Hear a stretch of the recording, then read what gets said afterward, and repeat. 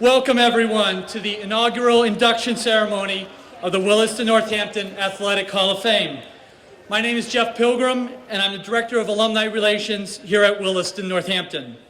Since I first proposed this idea of a Hall of Fame 7 months ago, time seems to have flown by, and I'm truly excited to share with you the first class of inductees. I had the privilege of being coached by both Rick Francis and Ray Brown, both giants in my eyes when it came to teaching you lessons that transcended mere athletics. As my beautiful wife Karen can attest, just a tad competitive. And as a sophomore in 1978, I played on Ray Brown's last Stewart Cup championship team. I still vividly remember the championship game down at Loomis, going into overtime, then to penalty kicks, and finally the absolute thrill of victory when that last penalty kick slid into the goal. I loved that winning feeling. I played basketball for Rick in what is now the Reed Center behind you, where you had to know where the dead spots in the floor were as you were dribbling. And you had to turn your feet sideways in the corners in order to shoot a three-pointer.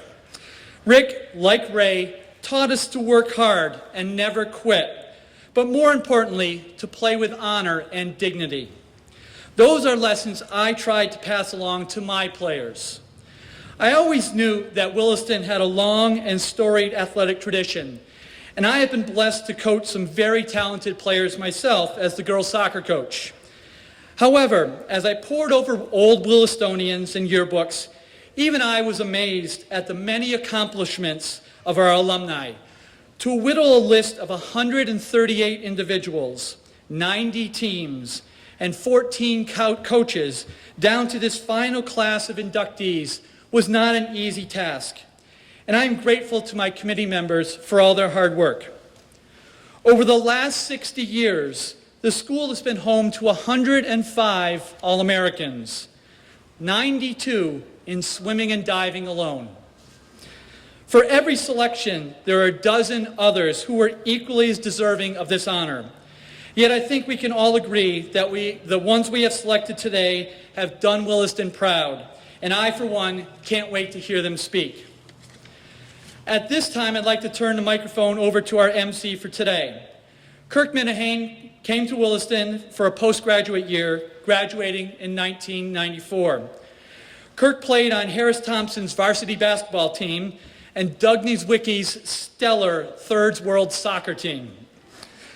Kirk is currently a part of the WEEI Sports Talk team, writing a sports column for the station, appearing on WEEI 105.5 FM, as well as the Dennis and Callahan Show on NESN in the mornings. Please welcome Kirk Minihane.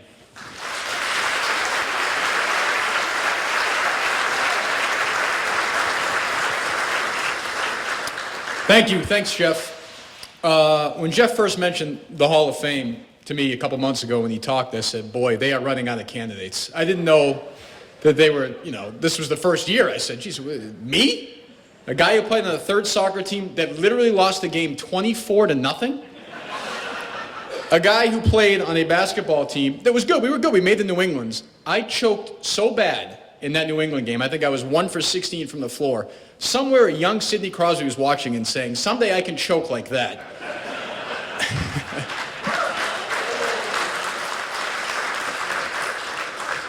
But I mean, it's great to be back. I told Jeff last time we talked, and I talked to some students here a few months ago, this was my favorite year academically ever. It was the greatest. First of all, it's the first time I studied, which kind of stunk.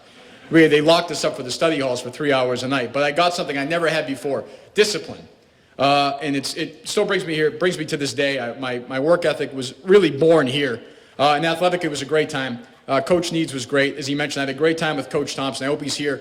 I hope to see him here later today. But we're here for the Hall of Famers, and it's a great event, and I hope this is the first of a lot of them. So let's get going right now, because nobody wants to hear me talk about my glory days in basketball. Unless you want to. I can go game by game. I mean, I think about them every night, if you want. We are going to start with the 1953 swimming team. The Williston swimming program was first established in 1952.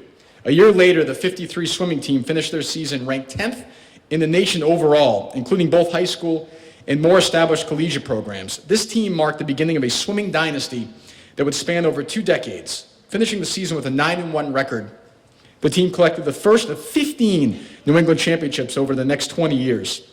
The team set 9 pool records, 5 national prep school records, had 6 All-Americans, and 1 national championship in 2 separate events in Rex Aubrey, who had also represented Australia in the Olympics prior to coming to Williston. Also on this team was Chip Ide, one of the greatest all-around athletes of his time, an All-American swimmer in track at Williams College. It is fitting that the team, which started the swimming dynasty, is the first team inducted into Williston's Athletic Hall of Fame.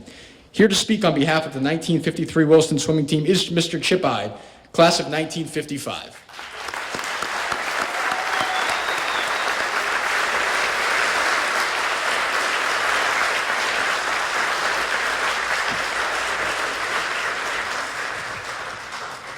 I have to echo some of those remarks about what Williston did.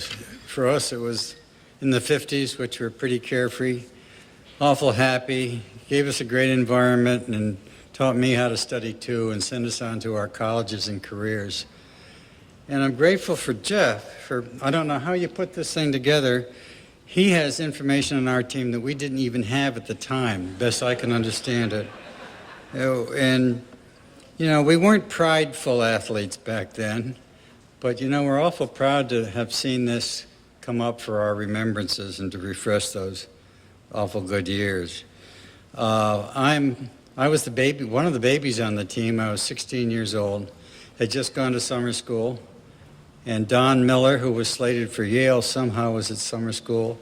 He was a premier breaststroker with hopes on the Olympic team, and then they changed the kick on him midway through, and he never got over that for the rest of his life. But and we had Rex Aubrey, of course, who came, happily here, was a good buddy, was not too big for his britches, and went on to set an American record at Yale. So we had some good guys, and there's a picture here on the back of this promotional piece that showed a whole bunch of guys in that swimming team, and I thought there was about 18 of us. It looks like there's about 40, so I can't remember names. But the Babs had a wonderful touch. He was a gentle coach, and he'd learned at the knee of Bob Kippeth at Yale, who was the Dean of American Swimming. So we had this Yale connection, and we'd go down there and we'd swim the national collegiate AAUs as Williston guys. One year we went down and it came in 4th in the nation in the 4x100 relay, which astounds me even today. And Bob Kippeth, who was a great host for us as we came and went from New Haven, and he not only was a great coach, but he had a reputation as a great physical therapist too. And I think that some of his training techniques and stuff reflected that. So there's nothing I can say that except for the fact that we're very grateful. We weren't prideful then, but I think we're pretty proud now that this all came up. Thanks, Jeff.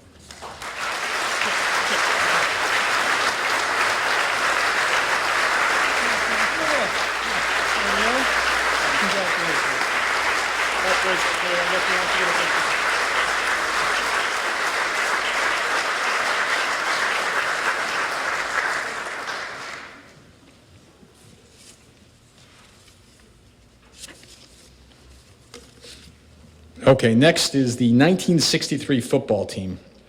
In 1962, the Williston football team finished with a record of 1-6, which we just learned, about 15 minutes ago? 1-6. The following season, Williston students witnessed one of the greatest seasons in the history of the school, as the team not only went undefeated and untied for the first time since 1895, but dominated opponents in ways never witnessed before. The team was the highest scoring team in New England, outpacing their opponents by a margin of 256 points to 59. Starting left halfback Dan Kane personally outscored the other team by 57 points, and 5 members of the team earned honorable mention or all New England status. Unbelievable. Here to speak on behalf of that 1963 football team is Mr. Dan Kane, class of 1964.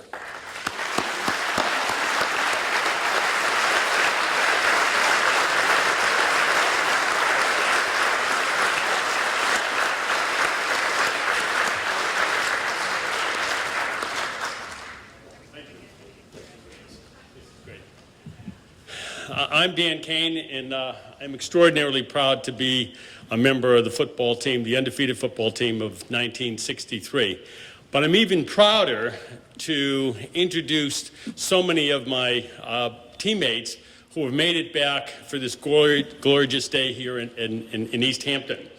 And for those who weren't around in 1964, 63, focused on football, and those who are around but weren't focused on athletics, the team of 1963 kind of personified excellence in secondary football. Before terrorism took on a new meaning, our football team terrorized the opponents. First on Sawyer Field and then on the host fields across New England. And this was a combination of athleticism, desire, energy, et cetera, and we went on to, I think it was the first perfect record at Williston. Now, with all this great success, you would think that there has to be something that went awry. And if you talk to our then headmaster, Mr. Philip Stevens, he could look forward to the calls from the opponent headmasters every Monday morning complaining about running up the score, unfair competition, et cetera, and he was very, very consistent in his response. One, competition is good for everyone, the winners as well as the loser. And by the way, how come you didn't call me any of the last 6, 7, or 8 years when the opposite took place on the field? Clearly we had a collection of extraordinary athletes. But if you look at the success of our football team, it really came down to two, I think, special ingredients. And the first one was this incredible sense of unselfish team effort. And nobody personified team effort more than Rob Montgomery. Rob was our co-captain, and just before the season started, he had spent his time on the junior varsity, et cetera, as a running back. And the Williston coaching staff came and said, Rob, your real talents are going to be needed in the middle of the line. And it's really important that you kind of anchor our offensive line, forget your position in the backfield. We had, without a doubt, the most extraordinary offensive line, bar none, in large measure because of Rob Montgomery. In February this year, Rob was taken away from us. Otherwise, he'd be standing here giving this talk to you today. He was an extraordinary individual, an extraordinary contributor to the success of our team, and leaves a giant hole in the Williston family to be filled. The second extraordinary contribution we had was these robust role models all around us. And nobody personified that better than Coach Rick Francis. He was able to take this roster of many talented people and shape them into a real team that cared about each other and cared about representing Williston. He took the old students and the new students, he took the offense and the defense, he took the stars and the substitutes and really molded them into an extraordinary team. And I think the success of that and the bonding that's taken place over the last almost 50 years is a tribute to what happened on this campus. On behalf of our team, we are honored for the opportunities that Williston presented all of us individually and collectively, and we are especially appreciative for this special honor of being in the inaugural class. So before we go out to Sawyer Field for the last time and put on our gear and do laps around Sawyer Field, I would like to introduce the members who have made it back today for that special recognition. So in mass, please come up.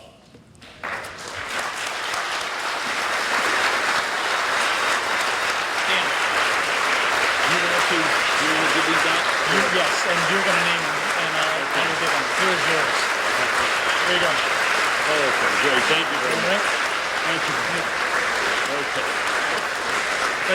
Let's start down here. Who is it? I'll do it.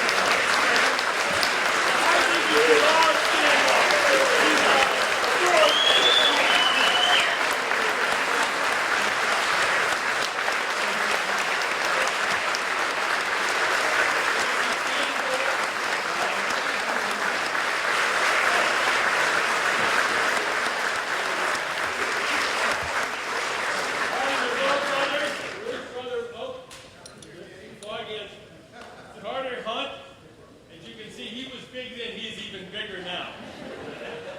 Our backup quarterback and our starting quarterback, Cliff Sterrick. My roommate, Paul Henrici. Got a lot of stories to share about this team. Doc Dionysi, who's not really a doctor of medicine, but a doctor of pain. Foggy Rowe, which was an extraordinary end on our team. Jerry Farnsworth, that you won't believe, anchored the center behind Rob Montgomery as our center. Oh, I can't believe it. Fred just snuck in at the last second.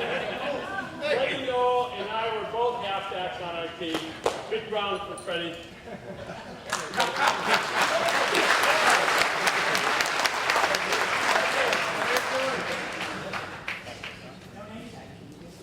Oh, does anybody need a name cashier?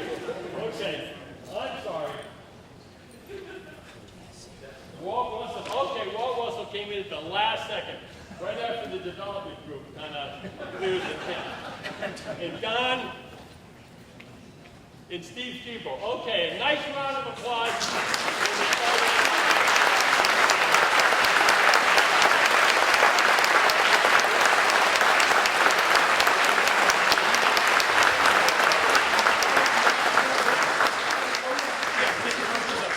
Pardon?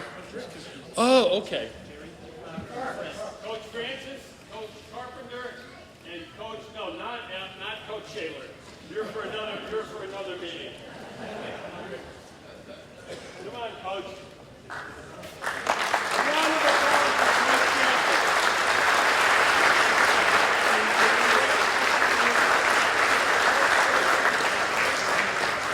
Is Coach Carpenter out here someplace? Oh, way back, please. Okay.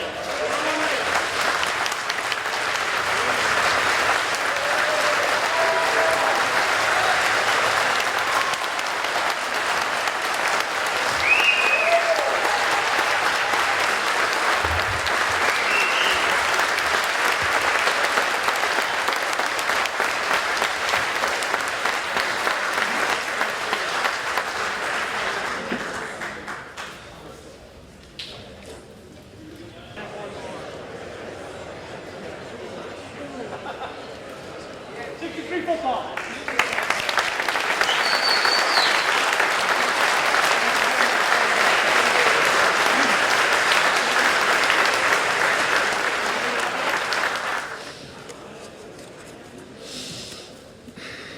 Okay, that was a pretty good moment for me. That's the first time I've had my right hand broken shaking the hand of a Williston Hall of Famer. Dan Kane is an animal. That grip, did you shake his hand? That grip is unbelievable. Is Jay Gray in here? I did an ice bath on my hand. All right. Well, at this time, I would like to welcome Ms. Patricia Babcock, class of 1958, and Mr. Tom Wallace, class of 1968, to the stage as we honor swimming coach extraordinaire Wilmot Babcock.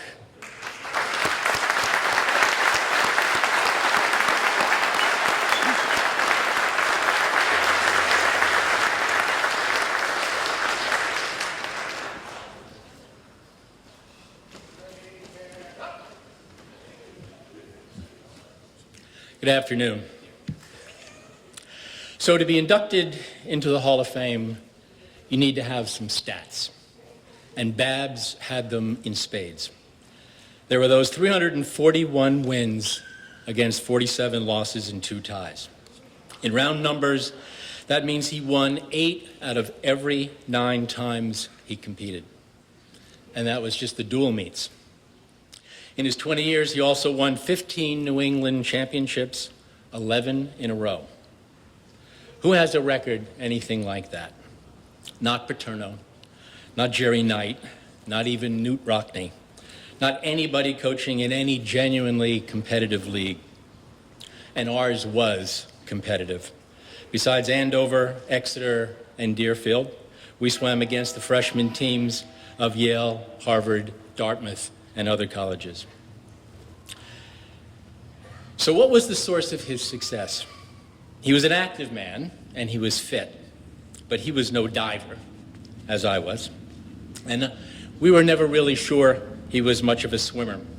We would take great care after winning one of those championships not to throw him in the deep end, because the fact is none of us had ever seen him swim. No, Bab's success flowed from something else. He had an idea.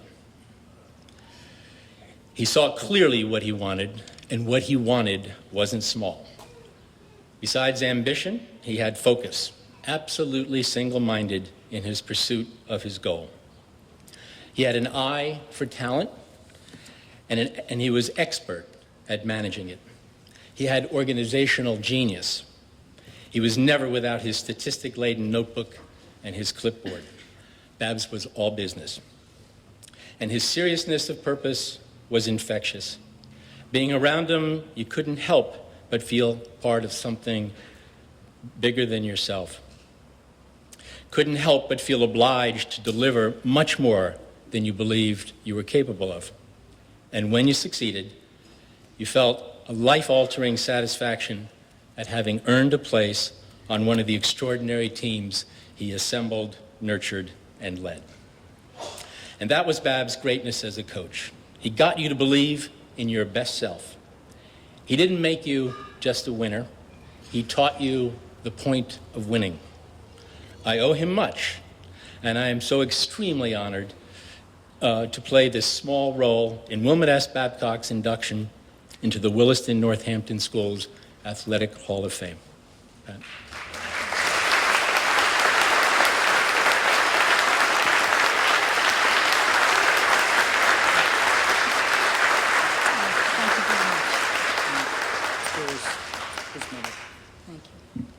Thanks, Tom, for all the kind words.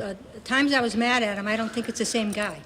But on behalf of myself and my sister and the grandchildren, I would like to thank the Williston Northampton School for this great induction into the Hall of Fame for my father. He would be absolutely thrilled. He'd be so proud that you probably couldn't get him off the stage, but it would be an absolute wonderful moment for him. He loved Williston. He loved the students. He loved the student athletes. He had an absolute passion for coaching. He couldn't do enough for the students. I recently graduated, right? I recently retired from the University of Connecticut as an associate athletic director. I coached for many years. And I always thought that if he ever coached on the college level, he would be in constant violation of the NCAA rules for fringe benefits. We had a lot of those. We lived in the old cookhouse, which was behind Memorial Dorm, and it was old back then, and that was obviously a long time ago. It was so old that we used to say that if you put a square block on the floor, it'd still roll across the kitchen floor. It had angles, but nothing was a right angle. It was very old. It was the first house we ever lived in. I think we moved in there when I was in 9th grade. Up until then, we lived on the first floor of Memorial Dorm. The hardest thing in the kitchen was to do a great fried egg, because everything just slid across into the frying pan. He had a special room in the house. It was off the living room, and I used to call it the pharmacy because a lot of stuff went on in there. He had heat lamps. If you pulled a muscle or you had an ache or a pain, you came to the daybed in there, and he had a big tub of liniment, and he'd send you home with a little jar. He got out with a tongue depressor, a little jar of liniment that would send you home. In another corner, he had inner tubes that he'd cut elastics out and put them around the swimmers' ankles to work on their stroke and their strength. He had a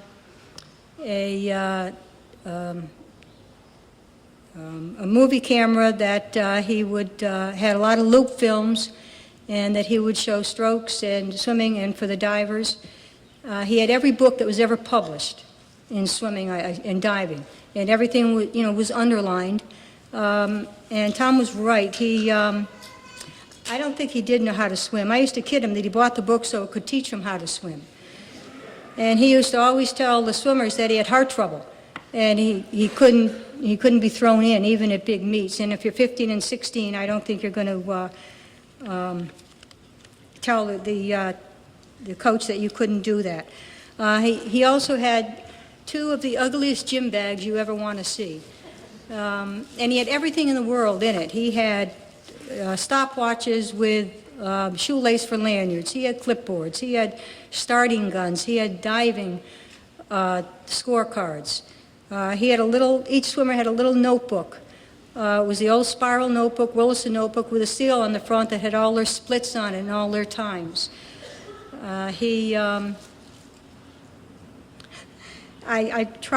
thought it would be a nice gift if I could give him a new bag. So I did wrap up a bag. It was Christmas. I gave it to him. He smiled. He was thrilled, and he thanked me for a nice bag to put his practice golf balls in. He was, in many ways, I think he was ahead of his time in terms of his research and his training methods and his passion. In other ways, he was super conservative. He never wore anything but a white shirt. Phil Stevens always had bow ties, but he tied them. My father had clip-on. He was I did buy him a yellow button-down Oxford shirt I was really proud of, and he did wear it once because I think I gave it to him. But it never died of a frayed collar, believe me. And I think as young people, as you get older, your parents get smarter, and eventually he was very smart. He got smarter and smarter, and as later on we could talk about what a privilege it was to go to private school. I went to Northampton School for Girls. I was a day student. I certainly was not happy every day with the structure. The headmistresses, Miss Whitaker, Miss Bement, scared me to death. But I learned a great deal, and I think so much you learn in prep school that's not part of, you don't learn in a textbook. I think especially if you're a boarding student, you learn that becoming independent, you're learning to share, accept other people's differences, being on a team, whether it be the first team, the varsity, or the third team, you learn about teamwork, working for a common cause.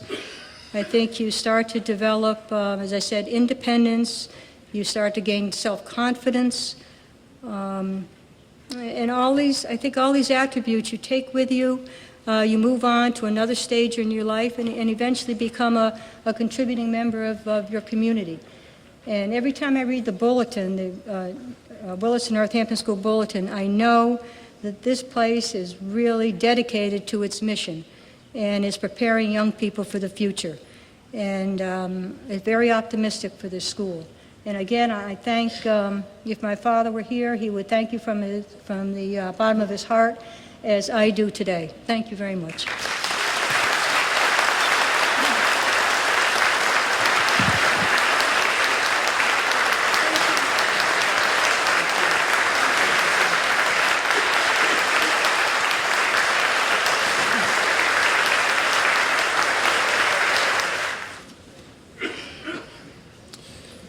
Okay, I'd like to invite Mr. Rick Francis and Mr. Bob Couch, or Couchy, obviously, as we all know him, class of 1950, to join us on stage, please.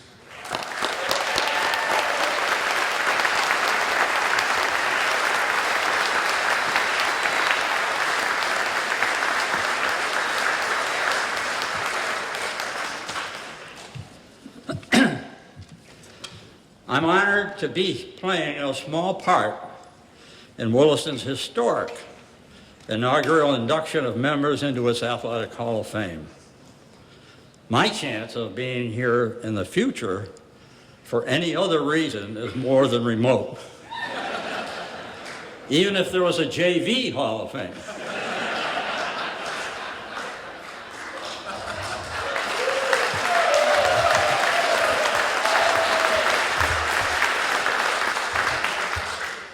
I want to thank Rick for asking me to introduce him, but before I do, I'd like to offer my congratulations To all of today's inductees, most of whom I have known, watched perform, and have even taken your picture, your team picture. Rick Francis came to Williston in 1958 and served the school for 42 years as football and basketball coach, with 32 of those years as athletic director. Although Rick and I went to different schools together, he to Williston and I to Trinity. We first met when we were in a summer modern European history course at Trinity. I'd like to take credit for recruiting him to Williston, but it was more coincidence than anything else that he showed up here in the spring of 1958 to interview for the football coaching job. Having earned Little All-American honorable mention at Wesleyan as a quarterback, he came here with a fine football background. He demanded much from his players and coaches as well as from himself. He was a fine motivator. He required his team and coaches to run across the bridge to and from practice and games. Under Rick, you didn't play defense, you played attack. You had to know your assignments because you knew that he was studying the game films and grading every player on every play. He even arranged an annual cameo appearance of the October Playmate in the films. Incidentally, Jeff Pilgrim did manage to track down 63's Miss October to see if she could be here today. But unfortunately, she had fallen and can't get up.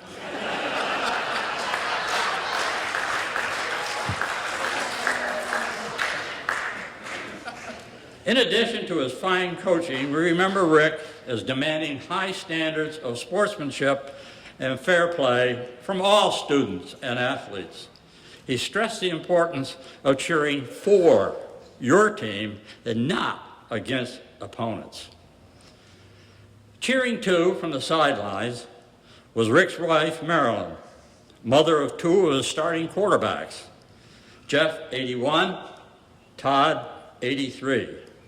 She traveled throughout New England to games and hosted a slew of athletic teas at the Dodge Room and parties at their home to celebrate teams and friendships. I know she, Jeff, and Todd share any admiration and pride in Rick as we welcome him as a charter member of the school's Athletic Hall of Fame.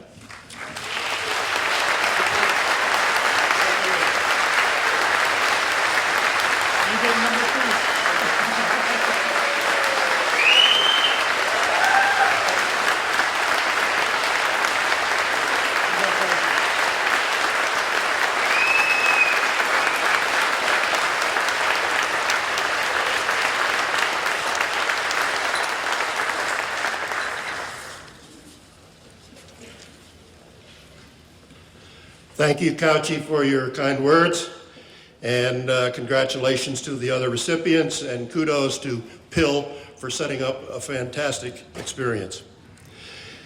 It's with much humility that I notice my name appearing on the school's first Athletic Hall of Fame honor roll. As is stated, when I began a 42-year coaching football in 1958, a last-minute change required that I also take on the basketball program, and I maintained those positions for a number of years, as has been identified. If awards are given for longevity, Francis probably qualifies. Whenever a person is involved in coaching for a number of years, invariably the issue of wins and losses comes up. When I did not keep good track of wins and losses.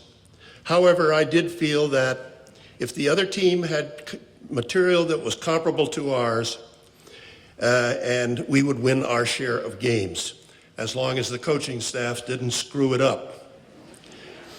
When I came to Williston, the athletic director was Dale Lash. a perfect gentleman who had been a successful basketball coach at Wesleyan. As he approached retirement without any teaching or coaching responsibilities, Dale was able to fulfill the responsibilities of the athletic director position by himself. But soon, with his blessing, I began to take over and was assigning the coaches, representing the school at meetings, doing the scheduling. Eventually, Dale retired and I took on the title. During the ensuing decade, it became necessary to make a major change in our athletic program once we emerged with the Northampton School for Girls. Over the transition years, I enjoyed working with Sue Curry Barnett and Mary Fierer Varnum, Hamp School's 2 physical education instructors who taught daily gym classes until the decision was made to create interscholastic teams for girls, just as we had for boys. From that moment on, the records will identify the impact that was made to the women's athletic program by the arrival of new faculty members such as Buffy Redinger, Ann Pickrell, Esty Tickner, Jen Fulcher, and many others. Of even greater importance in those days was the hiring of Jay Grant to be an athletic trainer equipment man, a near impossible combination. At that moment, with his arrival, the supervision of Williston's athletic program became a 2-person job. And Jay took on many of the internal aspects of the day-to-day position, a situation that I think continues at this time. The most significant event during my years at the school occurred with the long-awaited construction of a new gym. For more than 10 years, I can recall the many plans that the trustees discussed and then discarded before they finally reached an agreement, and Williston now had an attractive and functional building of which we can be justly proud. Before I sign off, let me share with you a few select memories. The fire alarm going off at the inaugural dinner in the new gym. Mike and Gil, you know what I'm talking about. Couchy, who was our photographer, splicing the scantily clad Playboy of the Month into the football films. The football films were always shown on Sunday night for the benefit of the football team. Little did Couchy know that night, Phil and Sarah also came to the films.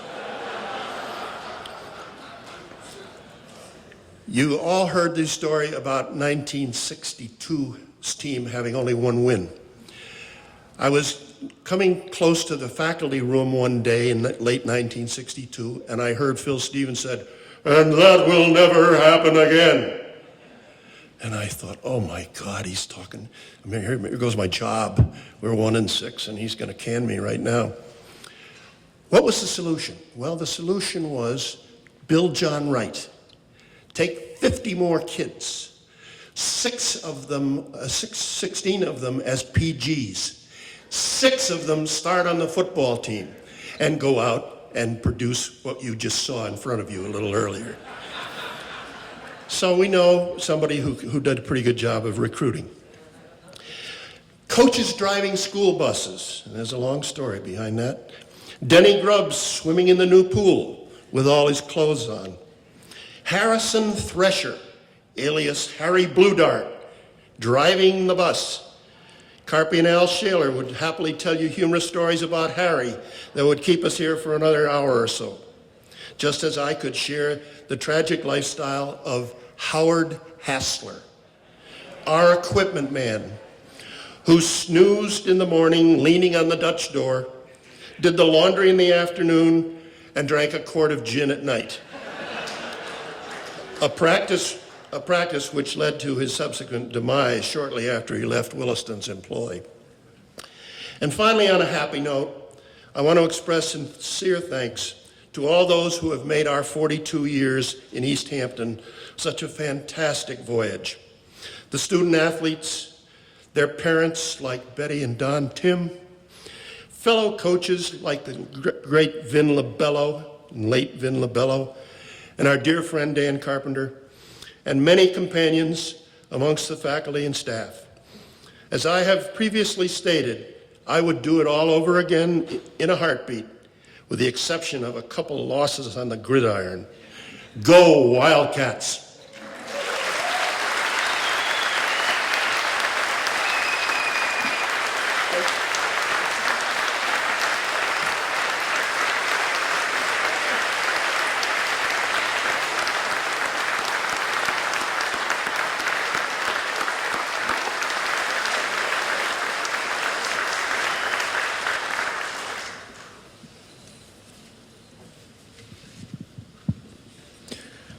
I think we should just have Couch EMC this next year. I'll be happy to step aside. Right now I'd like to have Mr. Ray Brown, class of 1955, and Ms. Connie Wilson, class of 1986, please join us on stage.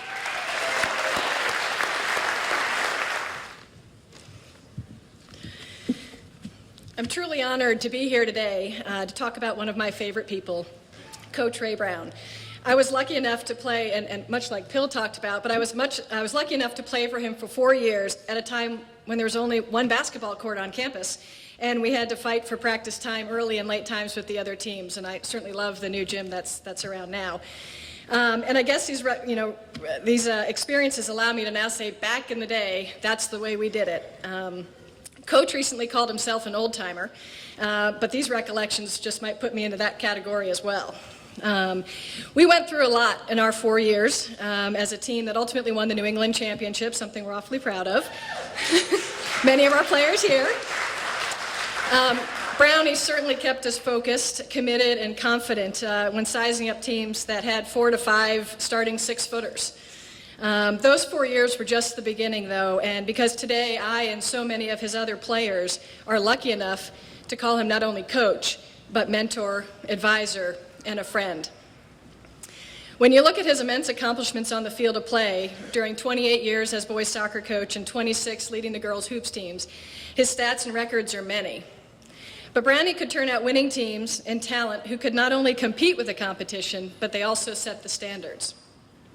But how did he do all of this? As a player, we might have first just remembered the drills, running line to line on the court, practicing free throw after free throw, or perhaps it was the chalk talks, it was the corner kicks and the set plays. You know, he would scrimmage with us, and as my teammate Mindy Karakula would say, she reminded me that he would run up and down the court dribbling the ball just as high as he was, and certainly making practice and the hard work a lot of fun as well. Yet there was a purpose in his drills and in his coaching. He was demanding, but fair, and we might not always have liked the delivery, but in the end, we know it was always a message to make the team stronger, each of us a better player, and more importantly, a better person. But beyond the drills and the practice, he did it by leading with his passion for the sport, his integrity of the game, and most certainly for his love of Williston and representing it 100% through and through. In recent weeks, I connected with a lot of his former players to get their perspective of Brownie throughout the decades, and not surprisingly, there was a consistent theme. Jeff Pilgrim said, he pushed you to understand that the values and lessons he was teaching you each and every day went well beyond the soccer field. Colleen Hession-Tom from the class of '02 said she remembers Ray's very competitive spirit that was a mix of a very quirky, goofy sense of humor and a genuine care and interest in his players as people. And she said that is what made him a very special coach. My classmate Giles Steele Perkins said, he was just a great coach and a teacher. He made us work hard on the field and in the classroom by running us into shape or into the ground and giving us long exams, but he knew we could handle it and needed it to succeed. And finally, Bob Hazen, class of 1981, called Brownie the John Wooden of Winnetka Prep Soccer for his ability to continually motivate his players while reminding them that they were not really as good as they could be. He wanted them to stay focused, work hard, and stay in the hunt. Bob said he hopes his young boys are able to experience a mentor and a coach like he enjoyed with you at Williston. Brownie's influence has reached down to the children of his students and players who seek his advice today. Mindy McLean Karakula recently told me that people often ask her where her daughter gets her love and obsession for basketball. Well, of course she jumps in and says, from her. But then they ask, well, where did you get your love of the game? And we all know the answer, It's Coach Ray Brown. For me, although I may be one of the only players to have escaped you in the classroom, I am forever grateful to have had you as a teacher on the court. I often credit Brownie with helping me with how I have journeyed through my career and life. We all are very lucky that he saw something in all of us to be one of his players.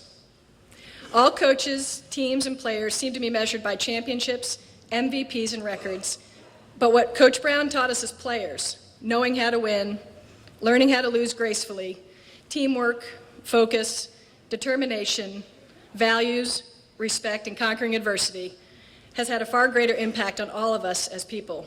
We are champions in life because of him, and to me, that is his legacy. Ray was exuding purpose, passion, and integrity decades before it became the Williston messaging, and it is for that reason, and many, many more, that I'm pleased to introduce my coach, my mentor, my friend, Ray Brown, Williston Northampton School Athletics Hall of Fame 2013.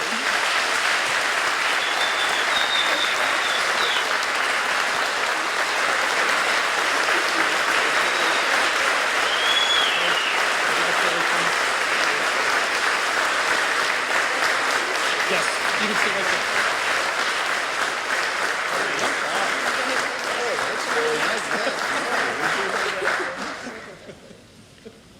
Didn't give my speech for me,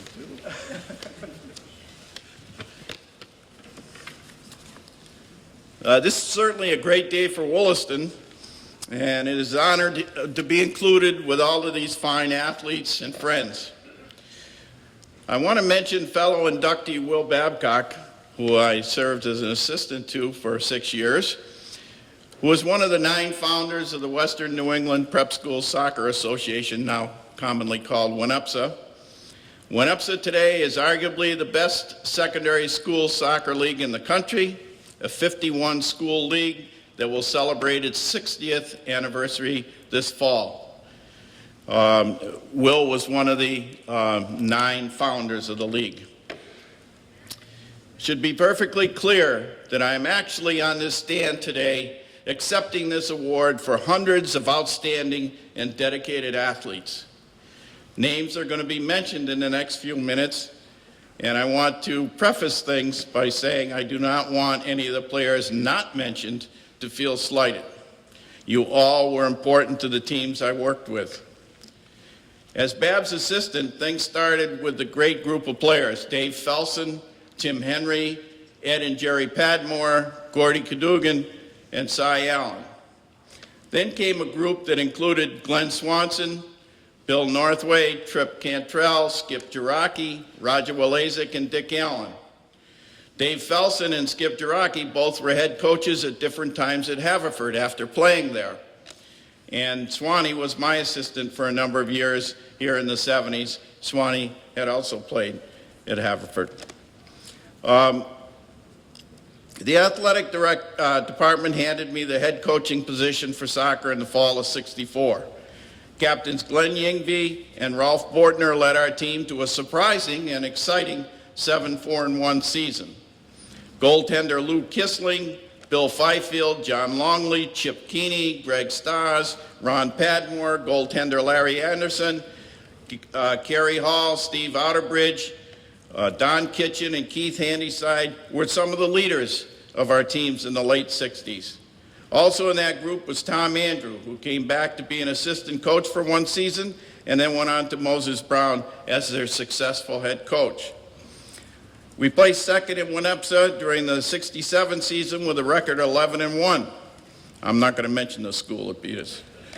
The 1970 and 71 teams featured Jimmy and Freddie Triana, goaltender Jim McKinnon, John Kielhauer, and Rick McWilliams, and placed second in WNUPSA. Both Jimmy and Freddie went on to play at Fairleigh Dickinson. Rick McWilliams was our first all-New England player, and he is still involved in soccer as the head coach of a very fine Millbrook School program. T.J. O'Brien joined with all New England players Dave Lavelli, another Haverford player, and Mark Tim, along with Todd Stahl, J.P. Rouse, and George Triana, to lead the teams in the mid-70s. Mark, as you'll hear again later, was the first player Williston player to be named to the 33-man All-American soccer team. That's public and private schools. Harry Cushing, Miguel Andrade, and Bill Lawrence played key roles during the late 70s. Bill came back to be an assistant coach with me for 2 seasons after playing at Providence. The 1977 season featured a great run that ended with some exciting postseason tournament play. John Natardi scored from 40 yards out while playing hurt with an injured knee. Goalie Keith Brown then made a number of key saves, and Jochen Bedtag scored the winner in a 2-1 win over Pomfret to bring home the coveted Stewart Cup. 1978 was even more exciting. Unfortunately, the team was 3-2-3 at the end of at mid-season. Then things clicked, and a 9-game winning streak ended the season. The Wildcats beat Groton in the semifinal playoff match, and then went on to beat Pomfret in the final to win another Stewart Cup for Williston. That final match was decided, as you heard a little bit about earlier, as dusk fell by penalty kicks on the 15th round, with a number of nail-biting saves by goalie Dave Plantier and a John Rocket conversion. Tim Wheaton, a 22-goal scorer that year, who was later an All-American player at Drew, Paul Stockwell and Chuck Essler were the offensive leaders. Charlie Carroll, Mark Chamberlain, Francis O'Brien, and Clark Smith were key on defense and midfield, along with Rocket and Plantier. Paul Stockwell, who was our second All-American player, named in 1977, and John Natardi went on to play at nationally ranked South Carolina. The 1980s featured a number of great players: Scott Jones, Mark McNabb, a college All-American at Babson, Giles Steele Perkins, Williston's third All-American, Steve Owens, another Williston All-American, and Brian Scales, who is now the Director of Development for the New England Revolution Soccer Academy. There were some other key players during that period: Bob Hazen, Chris Briggs, Bob St. George, John Booth, Andy DeRatz, Bill Corellis, the Pilgrim brothers, Jeff, Greg, and Todd, Jim Brennan, Brian McBride, and Chris Zawacki. Jeff Pilgrim, as you have heard earlier, came back to Williston and was a highly successful coach in the girls' soccer program.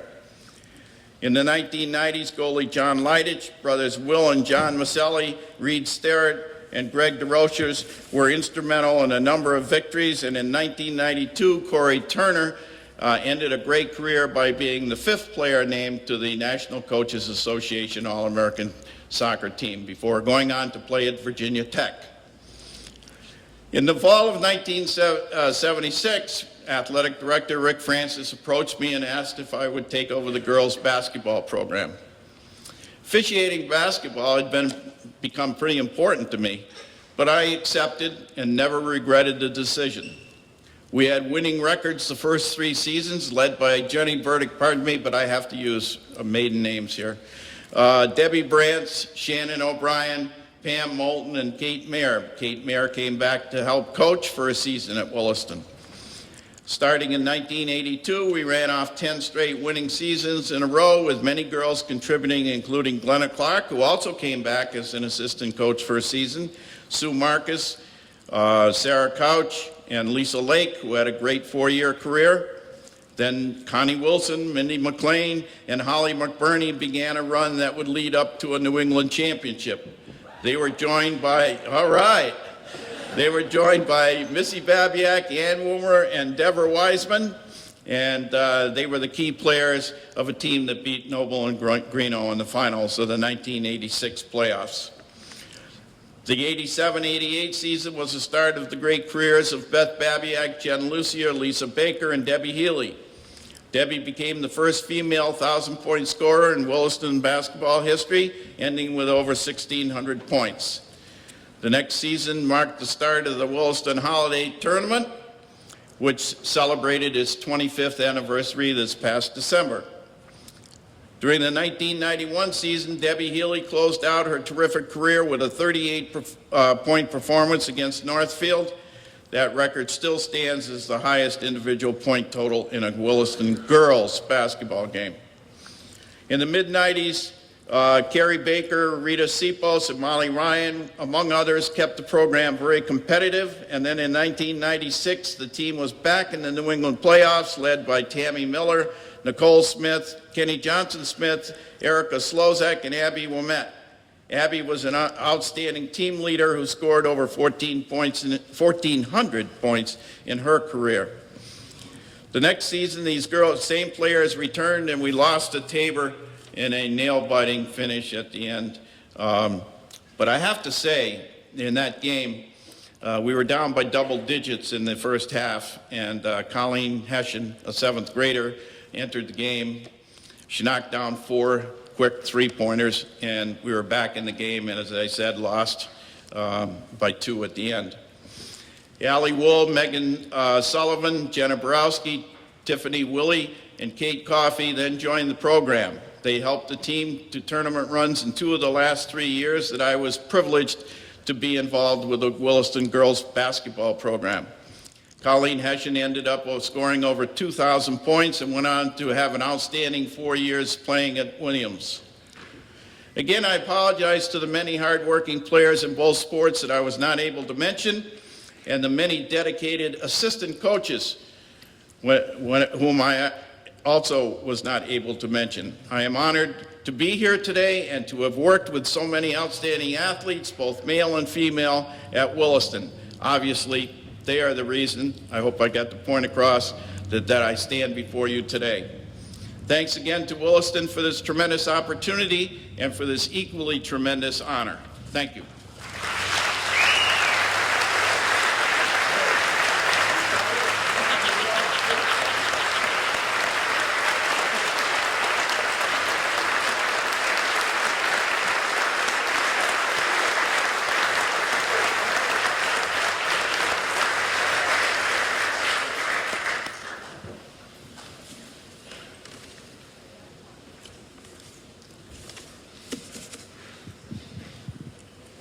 Okay, can we have Mr. Patrick Rissmiller, class of 1997, and his brother, Chris Rissmiller, class of 1995, join us on the stage at this time, please?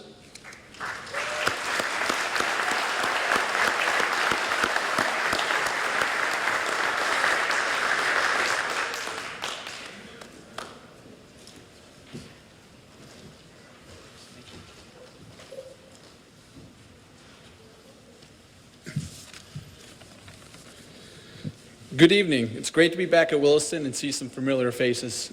Always great to be back on campus. Today I have the opportunity to introduce my brother Patrick to the inaugural Williston Athletic Hall of Fame. But first I want to congratulate all the other inductees on their remarkable accomplishments, and thanks to Jeff Pilgrim for spearheading this event. What a great idea to keep the Williston community connected.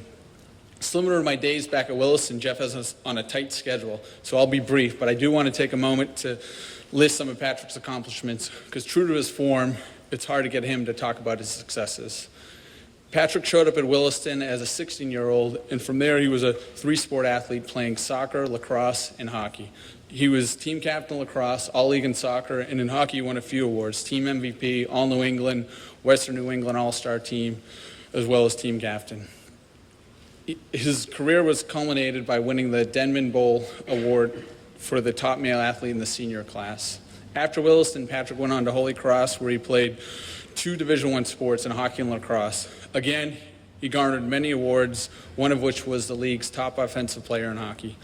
After graduating from Holy Cross, he was invited to San Jose's training camp, and as a Boston Globe article mentioned once, he was only promised a flight to San Jose and a place to stay.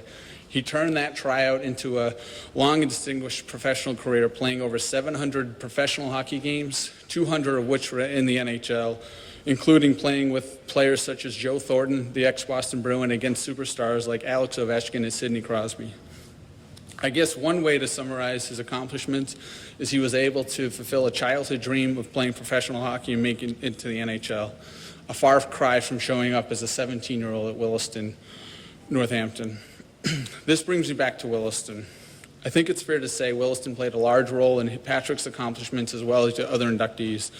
Patrick showed up kind of not sure what the situation would be or what his role would be. He was thrown right away into a star role in the soccer team, and Toby Gibbons and Mike Fay looked out for him on the soccer field, on the ice rink, as well as in the classroom.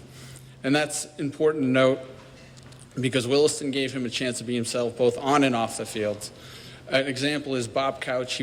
Patrick was talking years ago. He had the chance to take photography. At that point, I knew Patrick was beyond his comfort zone and part of the Williston community. And again, Williston, the community, is always a common theme.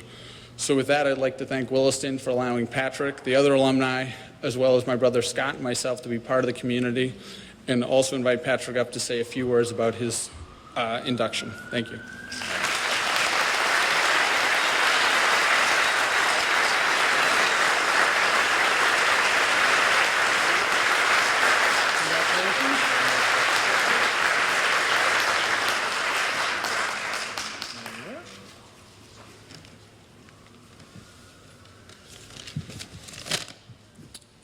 Thank you. It's great to be back on campus, and it brings back a lot of great memories. Congratulations to all the other inductees and teams tonight for this wonderful honor, and I'm sure they're just as thrilled as I am. Thank you to the Williston School for a great day and event. Thank you, Chris, for all your time and effort gathering all the information and being my presenter. He was the one that kind of, I guess, spearheaded this effort. I appreciate your help and support. Thank you, Jeff Pilgrim, for all your time and effort in putting this together, this great event together.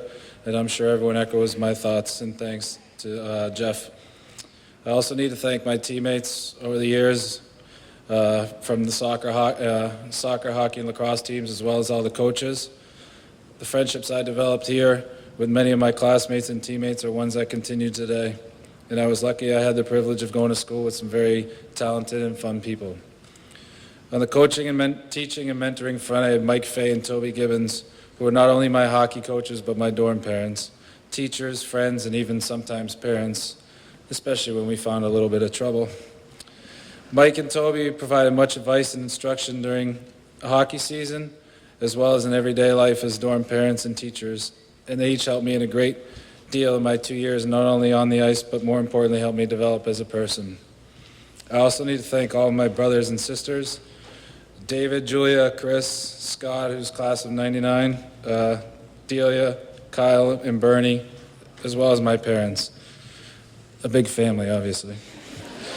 Thank you, Mom and Dad, for allowing me to attend a great place here at Williston. Though my dad's no longer with us, I'm sure I know how thrilled he would be for me to accept this honor. It was not an easy decision to leave home to attend a boarding school, but thankfully my parents knew more than I did and that this would be the best thing for me. Without their support and guidance, this would not have been possible. Thank you. Lastly, I have to thank my wife, Michelle, and daughter, Ellie, who've put up with the nomadic world of pro hockey as we've crisscrossed the nation so I can continue to live my dream.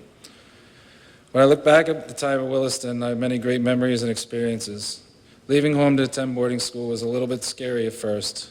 Thankfully, Chris had attended a postgraduate here before me, and he spoke highly of Williston, telling me how I will love it and because of all the great friendships you develop in such a close, tight-knit environment. And also the rink was open at any time, so I could always go skate. He also spoke highly of all the teachers and coaches here at Williston. I didn't quite grasp what he discussed, but within days I knew what he meant. I can recall nervously being dropped off at Hathaway House by my mother and moving into my dorm room, not knowing what was in store and not really knowing a single person. But things quickly changed. Shortly after moving in, I was on the soccer field for preseason meeting teammates, and then down to the dining hall with people who would quickly become good friends, lifelong friends, really. I had friends within minutes, and I quickly realized what Chris was talking about. Williston would be a great place and fit for me. The community here at Williston is what makes it so unique and special. My parents sent 3 of their sons to school here, so our family thinks highly of the school and the community here. Having teachers, coaches, and administrators living amongst the students as dorm parents creates a very supportive and structured environment, one which suited me very well in my time here. It's truly a great community with great people and leaders. Again, thank you to everyone who made my experience here at Williston so memorable. They were wonderful years, and I'm thrilled to return here this weekend. I'm truly honored to be a member of this Hall of Fame and carry on this tradition. Thank you.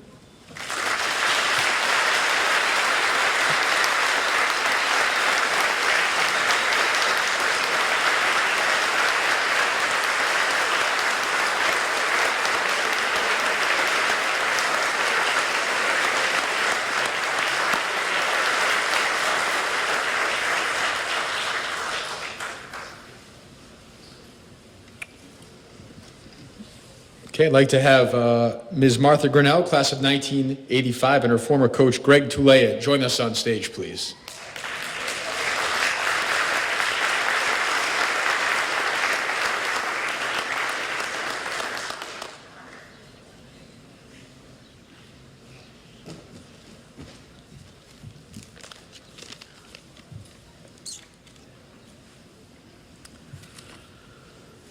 I first met Martha Grinnell in the fall of 1983, shortly after I arrived at Williston. I was assigned to be the head coach of the girls varsity cross-country team, my first ever high school coaching position. Martha was a new junior at the school with truly impressive abilities and experience as a runner. These qualities were balanced beautifully by my own unimpressive abilities and experience as a coach. In Martha's 2 years at the school, I'm certain that I was more of a witness than a partner in her incredible athletic successes. Our 3.3-mile course finished in a loop around the lower fields, and it was common for Martha to emerge from Nonotuck Park all alone at the end of her race. She would run around the fields all by herself and finish the race in the far corner, and then jog up to the road to watch the rest of the runners finish. I remember the odd feeling of standing at the entrance to the fields, cheering for Martha's teammates, with Martha standing next to me, also cheering. One uninformed bystander once walked up to me and asked if that Williston girl was injured and could not compete. I simply answered, no, that's Martha Grinnell. She's already finished her race. Girls cross-country teams were small in those days. We had 8 girls on the team in Martha's junior year and only 4 girls in 1984, her senior year. Schools did not always have enough runners for an official team, and on one Saturday in October of '83, we ran against the boys' JV because the Westminster girls did not have enough girls to field a team. We competed against the boys' JV, and Martha won the race, beating the top Westminster boy by 2 minutes. The next week, against the Berkshire girls, she won the race by 3 minutes and 28 seconds. Martha had very few legitimate rivals in her years as a Williston runner. She was undefeated in dual meets and typically won by huge margins. Martha's accomplishments as a cross-country runner were extraordinary. A top 3 finish in the Class A championship meet, the winner of the Loomis Invitational, and when she graduated, she held course records at 5 schools, including our own course, the 3.3-mile course, which she ran in an amazing time of 1940. Over the last 30 years, I've had the pleasure of coaching many top-ranked runners, but there is no doubt that Martha Grinnell remains the best long-distance runner that Williston Northampton School has ever produced. I was not directly involved in the track program, but she was just as dominant there. Her time of 5:01 in the 1,500 meters and a remarkable 10:32 in the 3,000 still stand as school records today. I will, of course, always remember Martha in uniform, demolishing her opponents on the cross-country course and making me look good. But I remember her more as a person than as an athlete. Martha's intelligence and modesty, her poise and grace, and her expansive good nature and interest in other people made her highly respected and admired member of the school in her 2 years at Williston. Martha was the winner of the White Blazer Award in her senior year, confirming for all of us that she represented the very best that Williston has to offer. It was a privilege to know her then, at age 18, and it is a true honor to be here today for the wonderful occasion of her induction into the Hall of Fame. Martha, congratulations.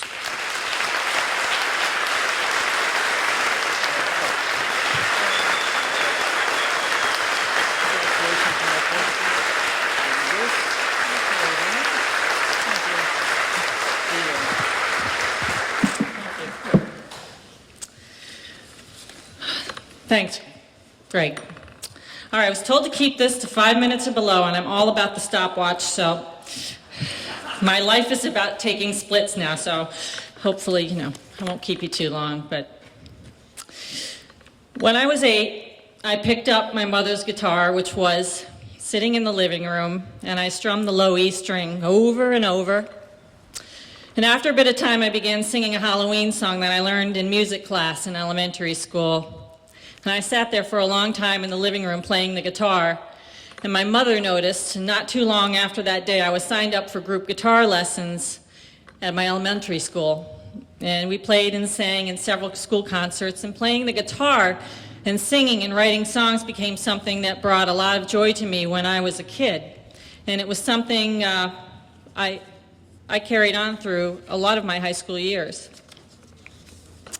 And then when I was 10, my mother died, and around that time, my father began running more. And I would join him on his weekend runs on the beach when we were on summer vacation in Rhode Island, and I'd follow in his footprints until they washed away, and then I'd turn around and wait for him at our little meeting rock, and we'd do push-ups and sit-ups together, and then hit the ocean for some body surfing, and then walk back to the cottage for a big breakfast. And I was probably the only kid who anxiously awaited the time of the presidential fitness test, so I could put those push-ups and sit-ups to good use and all that running. I absolutely loved the presidential fitness test. And so my father began running more regularly, and we began running more regularly together, and often would enter road races together. And I can't say that I really loved our weekend runs together all the time. I mean, I was a teenager, but I knew it was our special way of spending time together. So when I went to junior high school, I tried to form my own cross-country team because there was no team, and 2 kids showed up and they lasted about a week. And so one of the teachers actually stayed after school and would watch me run around in the fields. And ironically, I now write his fitness program so he can fit exercise into his busy life. And then I entered Northampton High School, and I was the only girl on the cross-country team, so I ran with the boys' team, and I fit right in, but I was really, really envious of those girls in my competition who were part of big teams, and they were cheering at the starting lines, and they had their face painted their school colors, and they laughed a lot, and I started to struggle with being the only girl member, and I began to struggle academically too, big time. And socially, I just wasn't sure where I fit in, even though to the outside world it didn't seem that way.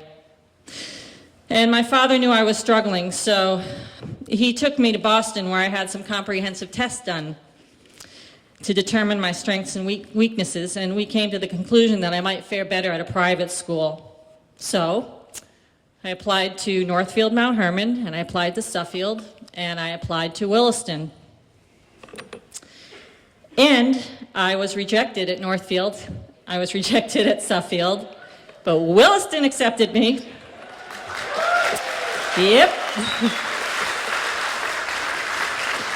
And I took my junior year over, which is really hard as a teenager to take a year over, but I did. And I came here and I boarded because I really needed the structured study time, especially at the end of the day. And I needed the increased opportunity for tutoring.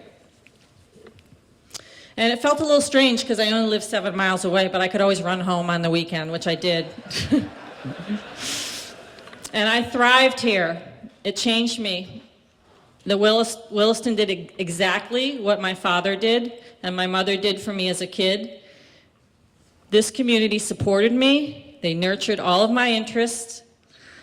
I joined the cross-country and track teams. I ran with both the boys and the girls. I had Greg Talea as my coach, who was there to calm me down when I ran away 5 minutes before the start because I was so nervous. He had to get me back there. And there was Al Shaler, who was always there at the finish line to give me and all the other runners, a big bear hug. I sang with the Whittakers. I played my guitar again, which I had stopped at Northampton High. I made lots of friends. I played in coffee houses. Shame on you, Northfield and Suffield, for not seeing the potential in a young adult. I went on to have a fantastic college running experience with a big, successful, fun women's team. I went on to Smith College and coached there as the interim as the interim coach, and then I had an amazing 8-year journey as a pro triathlete, and I traveled all over the country and all over the world. And any success that I had was due to these 3 things: support from my coaches, my family, and friends, the people who really came through. I dared to put my foot on the line, and I dared to take risks, which took me way out of my comfort zone, and my family can probably roll their eyes because it wasn't just on the athletic field that I've taken risks. And luck that I had people close to me in my life that knew enough to pay attention and help me find my way. And the lessons that I've learned from my journey is that every child, every young adult has all these sparks inside of them which represent their interests and passions. And it's up to us as adults, coaches, teachers, to be the catalysts in turning those sparks into big, beautiful, colorful, bold flames. We need to pay attention and nurture those sparks of interest in as many different and creative ways as we can. So I'm really honored to be one of the initial inductees of the Williston Hall of Fame, and thank you, Williston, for considering and choosing me and always supporting me.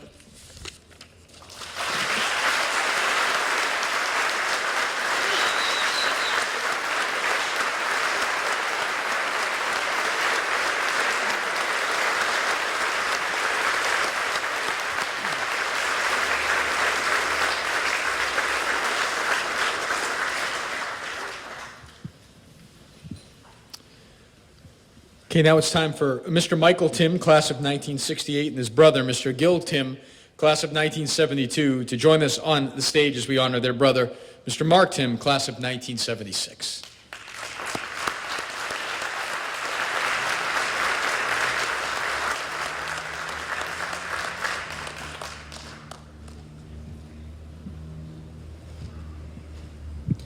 Gil asked me about 2 minutes ago, he said, have you changed your speech since you've heard all the other presenters and inductees? And I said, yeah, about 6 times.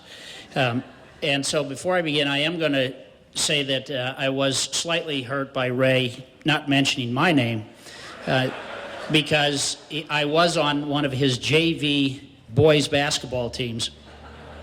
And it may have been because as I can't remember who we were playing, but as you can see at 5'7", I'm really lucky to be playing basketball at all. I went across the lane and actually shot a hook shot. And for those of you who know anything about basketball, a guard very rarely shoots a hook shot, and it went in. And for those of you who know Ray Brown, you'll appreciate this remark. After the game, Mr. Brown came over and he said, "What was that?" And I said, well, it just felt like that's what I needed to do. And he just looked at me and he said, "It's a good thing it went in." Our brother Mark passed away 7 years ago in January of 2006, just 2 days shy of his 47th birthday. And he was the youngest of 4 boys in our family, and the last one to come to Williston. In fact, he was the only one here, the only one who came to Williston and was here by himself. Gary, Gil, and I overlapped each other, and Mark was here for 4 years by himself. That probably in some ways explains why in the fall of his freshman year, at the age of 14, he was with a townie up on Mount Tom, and actually drove the townie's car into the back of a police car. And so my dad sent me here to go to court with Mark, and that was Mark's start. But most importantly, Mark was a terrific athlete, and I know today he would be honored to be here among the other inductees, all of whom were remarkable athletes at Williston. But I'm going to make the claim, and I'm certainly biased when I do this, that Mark was probably one of the best all-around athletes in the school's history. Now, there were other people who lettered in 3 sports 4 years that they were here, including, I think, my other 2 brothers, actually. but nobody was exceptional in as many sports. Ray mentioned that Mark was the school's first-team All-American soccer player in the fall of 1975. Mark never played soccer until he was a sophomore at Williston, and in 3 years became an All-American. Mark was also the first and maybe still the only male basketball player to score over 1,000 points. And Mark was the only one, I think, who Mr. Carpenter would have dared put out on the mound at 14 years old against the Williams freshmen and beat them.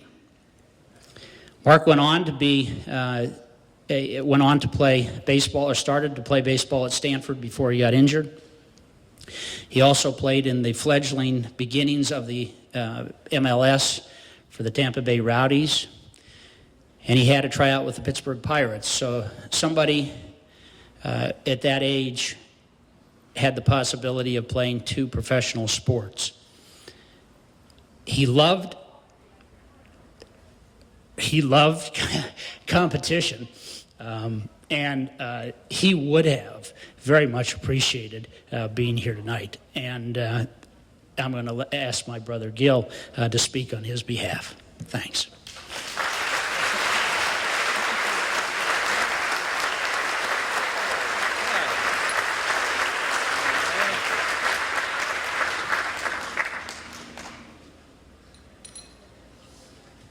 That makes it a lot easier. Mark was humble at best, and he would not stand here and tell you any stories about himself. But the first thing he would do is recognize 2 of his sons who have come here today, which I will do. Dalton and Justin Tim came all the way from Illinois.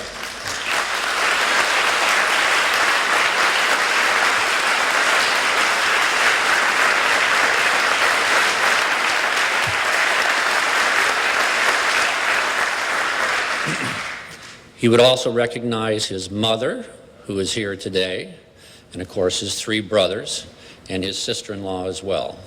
Family was most important to Mark.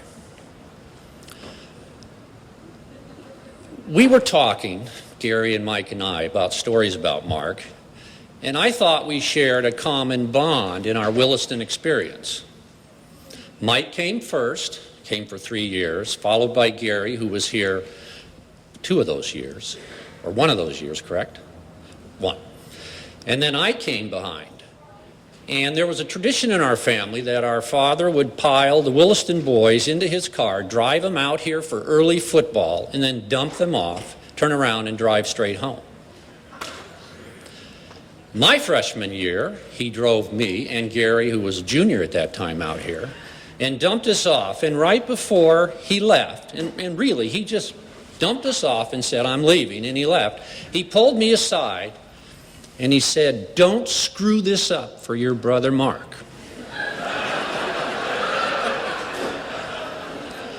Now, the reason he said that was we came from Illinois, we were scholarship students, and because Mike did well academically and he did well in athletics and he kept his nose relatively clean, Gary was allowed to come. And he did very well in athletics. He was a great scholar. His nose was not quite as clean as Mike's, but good enough to allow me to come. And when we were discussing this, I said, "Well, did you get that from our father, the coach?" And they said, "No, they never said that to us." So I'll lead you to draw your own conclusions. However, Mark did come here, so I tried very hard those 4 years to follow in my brother's footsteps, and believe me, that's a difficult task. And I know Mark felt tremendous pressure when he came here to follow in 3 brothers' footsteps. By the time he was here, the name Rick Francis, Ray Brown, Dan Carpenter were mythic. And in his freshman year, at the end of playing football, he was a starting quarterback. He had some advice that he needed or should think about changing sports. Tim's had only played football in the fall. There was no soccer in Illinois. And I remember him calling me, as I'm assuming he called my brothers, and I know he talked to my father, and he asked for advice. He said, what would you do? What do you think I should do? You know, I played for Rick. I played for Ray. I played for Dan. And as all these other inductees attest, a great shaping experience for our lives. I also had Ray Brown as a dorm parent. And I remember telling Mark, I said, you're in a win-win situation at Williston. You have, if you stay in football, you have Rick Francis. You're going to have him in basketball. And if you go to soccer, you have Ray Brown. You cannot lose in this situation. And he did choose to play soccer and went on to be an All-American. And we all won in that situation. And he continued to play basketball for Rick. And our family, and Mark included, have nothing but love in our hearts for Rick, Ray, and Dan. And we'd all like to say thank you at this time to those three.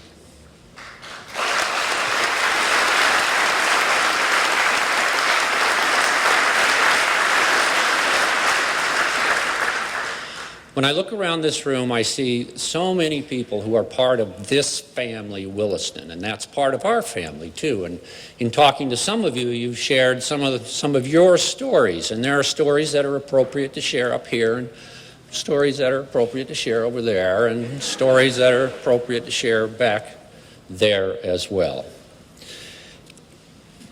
Mark, I don't think, would stand here and tell you really anything about his time here other than it was profound, that it shaped him as it did his brothers before him, and that he was proud to follow in their footsteps. After leaving Williston, I had the pleasure of working with Mark for about 9 or 10 years, and we picked up the sport of golf. And just like Mike said, any sport that he picked up, he was great in. And I'm just going to leave you with one story that defines who Mark Tim was as an athlete in person. We were golfing, and somehow he hit one into the woods. And as I was sitting in the cart and he was looking at his ball, he came over and I said, do you want a little pitching wedge or an 8-iron to chip it out to the fairway? And he said, no, I want my 5-wood. Now, I hadn't even seen, he went into the woods, I hadn't seen him. So he took his 5-wood and went back into the woods, and I'm sitting in the fairway, and we're probably 180 yards from the green, and I hear all kinds of thrashing and tearing and crunching going on in the woods. And then I hear the club hitting the ball. I didn't see it come out, nothing. I figure he's coming out for a pitching wedge. And he comes out, and he's kind of strutting, and he throws his club back in the bag, and he says, let's go. And I said, where'd your ball go? He goes, well, it's right up there on the green. I said, that's incredible. He said, yeah, it was only one shot, one stroke. But that's the way Mark played sports. If he could get to the goal, he would try. But in all those years playing with him, if he hadn't reached the goal, that would have been fine too. Just the important thing was the try. And I think his experience at Williston and the support he had coming behind 3 brothers before him, the support to be the individual he was, helped him to define those kinds of moments and pass them along to us. So on behalf of Mark, I would like to thank everyone here. I'd like to thank all the other inductees, and we as a family, both his own family and his nuclear family, want to thank everyone for this honor. Thanks.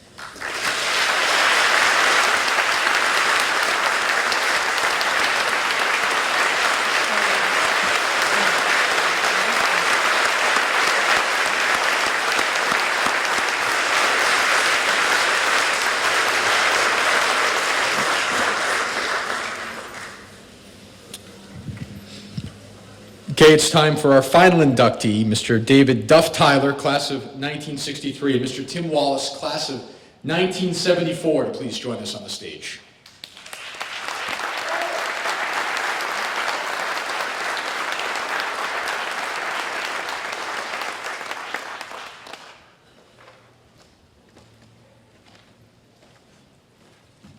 I don't know whether you're clapping for us or because it's almost over. I had the great good pleasure of knowing Mark Tim personally, and I concur with his brother Mike.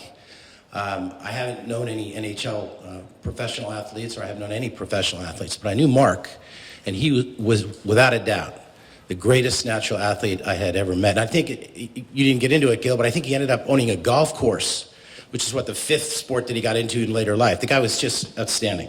But that's neither here nor there, because I'm here for another man.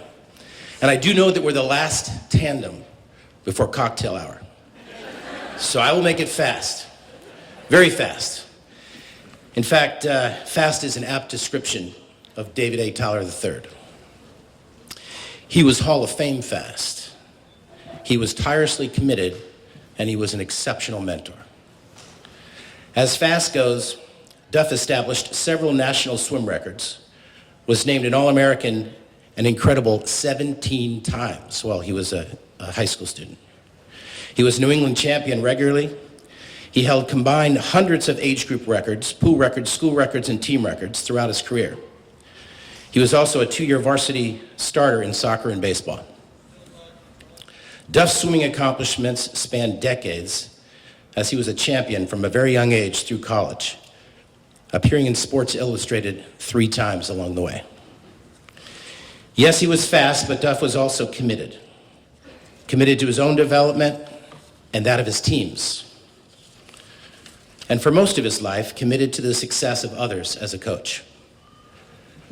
40 years ago, in the winter of 1973, Duff took the helm of the Williston Northampton boys swim team from the legendary Wilmot S. Babcock. And talk about fast. In his first and what became his only season here at Williston as the head coach, Duff produced the school's first and perhaps only undefeated swim team, knocking off the likes of Exeter, Andover, and Deerfield, but also the freshman teams of Harvard, Dartmouth, Army, and Yale. That was the year Duff and I cemented a lifelong friendship that would include me leaving Williston as the co-captain-elect after my junior year to join Duff, his wife Barbara, and their young son David at St. Andrew's School in Boca Raton, Florida. We were also joined by 2 other Williston swimmers, Tom McDonnell and Matt Paget. Duff and Barbara actually let me live with them that year in their faculty home rent-free, which allowed my folks to afford the tuition. Duff's head coaching success continued for the next 3 decades, during which time he amassed an astounding 627 wins, culminating with the St. Andrew's School pool being named in his honor at his recent retirement. But beyond being fast and committed, Duff was a mentor of the highest order. There were literally thousands of kids that today are young adults and even middle-aged adults who owe their strength of character, singularity of purpose, and desire to be better to Duff. In many ways, he has nurtured a generation of successful, confident young people imbued with a taste for success, competitive zeal, and most importantly, sportsmanship. As you will see shortly, Duff is a charismatic, caring, and accomplished individual whose first love is helping others fulfill their potential. It is often said that to take the full measure of a man, you need to see how he has influenced others. Duff has spent a lifetime succeeding in making others better. Truly a life well lived. At this time, I'd like to read a letter that was sent to me to be shared with you all today. It's from Elias Scott McQuaid, Rye Beach, New Hampshire, to Duff. First, I want to let you know how I am truly disappointed that I cannot be there to do the honors of presenting you to the Williston Northampton Athletic Hall of Fame. What I would like to share with all those in attendance today is the impact you had on my athletic and academic life. From the first day we met back in 1969, I had an instant respect for your athletic accomplishments throughout your swimming career. I fondly remember getting study help in your apartment at Ford Hall and the wonderful spaghetti dinners we had on some of those nights. Our teams would not have accomplished what they did without you. The workouts you planned were exceptional and helped to peak us right at the time of the championship. Your positive coaching and preparation for life made us all champions. I remember my first national championship qualifying meet at Rocco Pool in Manchester, New Hampshire, when I shaved off my long hair to a cue ball, trying to have every advantage in the competition. The excitement you showed when I made the cutoffs, and then the fun we had driving my mom's car to Hershey, Pennsylvania for nationals are forever in my memory. Then the drive home when we got pulled over by a highway patrolman, and you talked our way out of a ticket.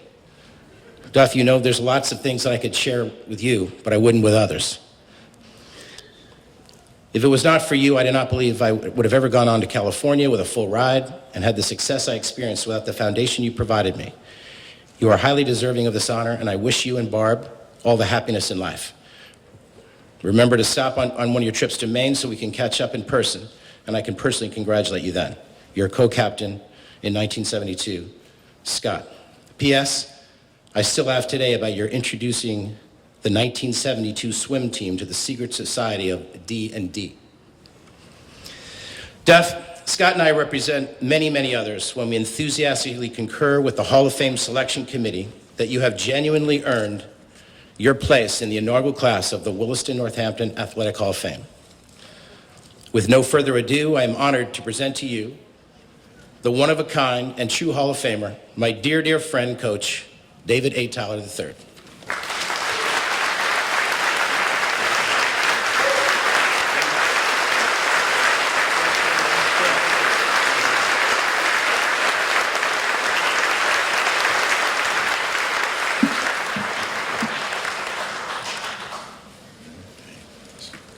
Wow.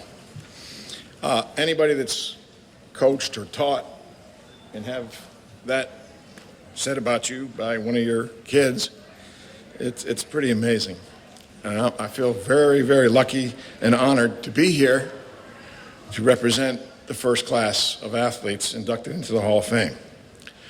I'd like to, well, I feel extremely lucky to be here in a number of ways, and I'm going to tell you about a couple of ways. One, my wife. She's told me ever since I met her how lucky I was.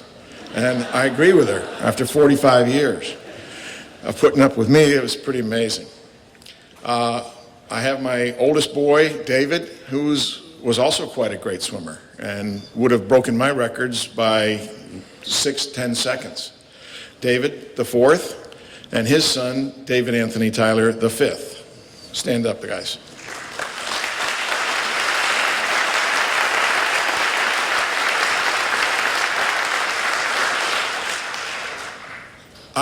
I feel myself extremely lucky to have come to Williston Academy. I was struggling academically in high school at Conard High School in West Hartford, Connecticut, and my father was an All-American swimmer at Mercersburg Academy, and he knew that I wanted to go to Yale, and he was very good friends with Bob Kippeth, and he brought me down for a talk with Bob Kippeth about swimming and going to Yale and so forth. And Bob Kippeth said, Duff, you are never going to come to Yale unless you get your academics in order. And he said, I recommend that you try to go to Hotchkiss, Deerfield, or Williston. That you've got to go there if you're ever going to come to Yale.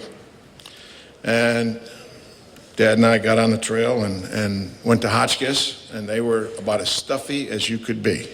And they said, we can probably get, this was like in March or April, we can probably get you on the waiting list for next year. So we left Hotchkiss and we came up to Williston. And we walked in the front over here on 19 Payson Street, the administration building, and Phil Stevens was coming out of his office. And I don't know if he knew I was coming. I don't think so. I think maybe we'd called up to make an appointment. But walked in, and Phil Stevens grabbed my dad's hand, grabbed my hand. Oh, great to have you guys come up here. And I want you to meet Will Babcock. And of course, Babs came out, and he was in the business office. He came out, and he shook my dad's hand, shook my hand, and invited Dad up to the log cabin. We never made it to Deerfield. And I started my 3-year career here, had to repeat the 10th grade, as I heard people say, it was kind of tough, but probably 90% of us that came here in those days were repeating the 10th grade, or 9th grade, or 11th grade, or whatever. That was Phil Stevens' way of getting an extra year in for tuition. But how other ways was I lucky? Well, I had 4 coaches when I was here at Williston. 3 of them were honored today. And my 4th coach was Dan Carpenter. And I'm sure that he'll be honored in this way in the very near future. My luck continued. Oh, well, first I wanted to recognize some of the, yes, my luck was right from the beginning. I had 3 fantastic roommates. I first got here, Linus Story was my roommate. We were roommates for half a year, and then something happened, and I got put on the student council. I think a student council member left school, and I was elected onto the student council, another lucky break, because now I had Jungle Buxton as my roommate. Both of those guys went on to be captains in multiple sports. My junior year, I was back with Linus over in Whitney Wing up here on top of the old pool and so forth, and the old basketball court. And my senior year, I roomed with Percy Ballantyne down in Campbell House. I was lucky to have teachers like Frank Dorsey, Dick Henshey, Red Culver, Thugsy Thorner, Doc Phillips, and of course, Heppy. All of those. I also, with Babs and Brownie and Rick as coaches, I had a fantastic experience here. My luck continued after also I was surrounded by so many like-minded people myself. All-American swimmers Doug Morris, in our very first meet, he broke a national record, and I was fortunate enough to swim against the national record holder and beat him and break his records in the 50 free and 100 free. Jim Hamilton, an All-American, and Hank Cheatham, they were the senior co-captains that year. Terry Phillips, Lee Adams, R.J. Sheldon, Linus, Tom Murphy, Duck Doty, Jack Heflin, who was here earlier, Percy Ballantyne, Barry Wemple, Bill Charbonneau, Lou Davis, Glenn Ingvey, and Fred Gilbert. Those were all Americans that were swimmers while I was here as a student as well. Those teachers and what happened to me here as a student got me ready so that I was all set for college.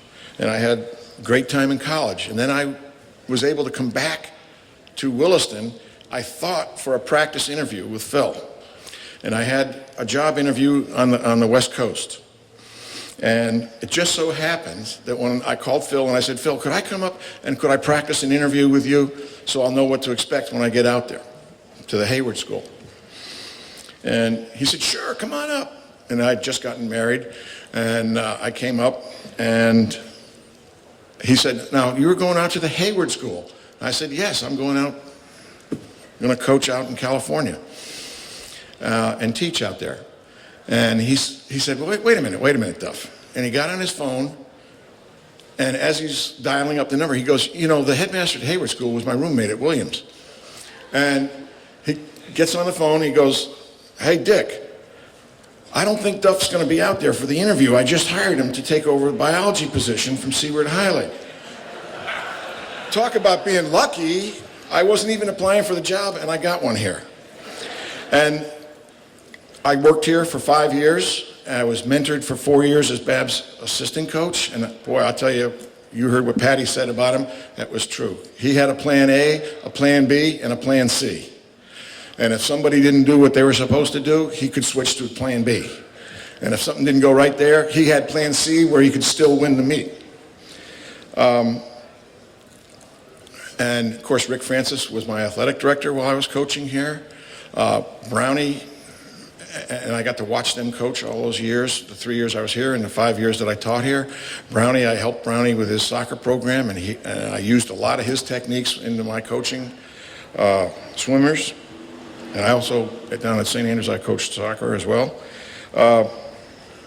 And I coached the girls softball team. So I consider myself an extremely lucky person. And Williston, the 8 years that I spent here, 3 as a student and 5 as a teacher, a faculty member, and coach, were among the best years of my life. And I credit what happened to me at Williston and what I tried to have happen with a guy like Tim Wallace, who make anybody proud, anybody that's taught or coached, to have someone like that, you know you've done the right job. Thank you.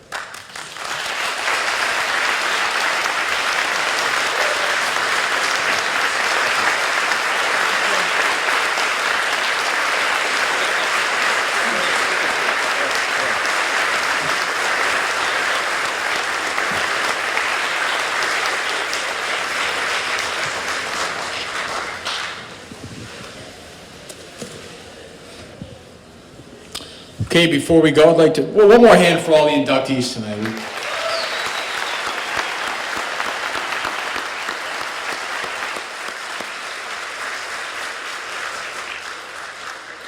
And just one more for Jeff and the rest of the staff who put this whole thing together and did a great job. They really...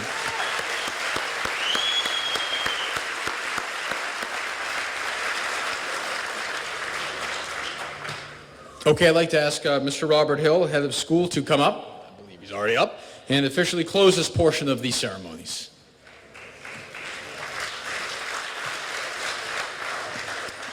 Tim, you said it, that the only thing worse to do the only thing worse than speaking right before dinner is speaking right before cocktails. But I just really, I can't speak for all of you out there. I was absolutely moved to tears by the stories that I heard here from everyone. And it occurs to me, and I have to simply say this, that the legendary figures that were honored as coaches are the giants upon which schools are built. And I couldn't be more proud to be part of this school, this family, this community. My hearty congratulations to all the athletes who were honored tonight, and especially, again, heartfelt congratulations and thanks to the coaches who are also teachers, and we heard that tonight. Thank you all. Enjoy the rest of the evening.